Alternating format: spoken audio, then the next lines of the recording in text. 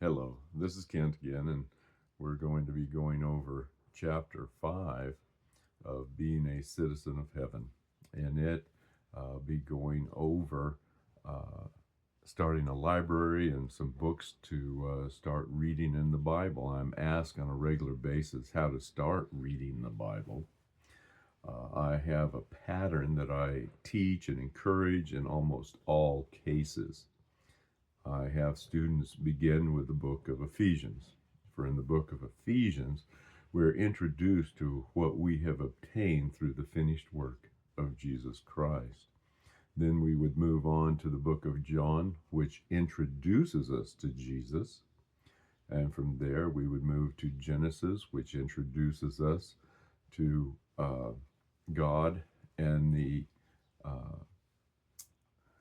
the human condition, the sin nature that we have. And then after Genesis, move into Romans, which introduces foundational doctrine and concepts that could not be properly understood without the early processes found in the first books read. I also encourage the reading of Psalms and Proverbs as often as time permits. This allows the young believer, really any believer, to know that they are not alone in their frustrations, their concerns, and their joys. Now, some of the books that I have taught out of and I have found to be very productive for the new student because they're usually single volumes, and yet they do a good job of being very thorough through those. One of the first ones, and that would be good for a nice start of a little library, is Henry C. Thiessen's Lectures in Systematic Theology. It's a wonderful book. Usually you'll get several volumes on systematic theology, but he does a very good job of putting them in an orderly fashion in this one volume. Another book is Roy G. Zook's Basic Bible Interpretation. And he, again, does a very good job in one volume introducing an accurate and I think a very good way of reading your Bible and interpreting the things that are going on within it. After that, there are a multitude of church history books. I think church history is good because it will give you a flow of the history.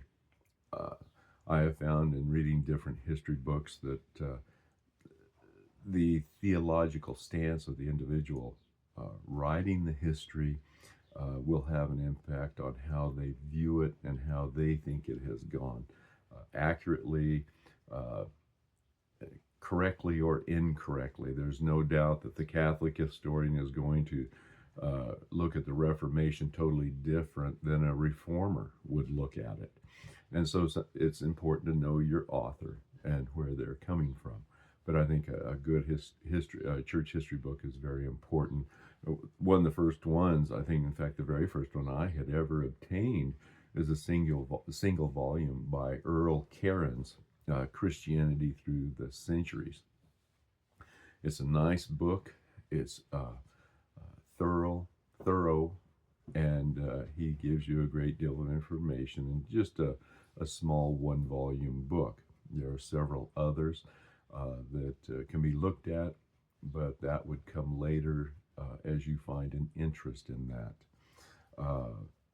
Each student will find their area of study they like the best, and then hopefully they can be directed to the best material to learn from. And finally, a Strong's exhaustive concordance and a Vine's expository dictionary is a very good start to a young believer's new library. I think it's very important to have these books because they're reference books that you could go back to. You can't remember everything. Uh, Part of education is knowing where to go to get the answer. Students that I have taught in the past, I try to encourage to use dictionaries, encyclopedias. It's knowing how to use that material so that you can get an answer, because we surely cannot memorize everything. It's very important to have a good little library for future reference. But anyway, we'll go over some of these other things in the notes section. But for right now, you all have a lovely day. We'll talk to you later. Bye-bye.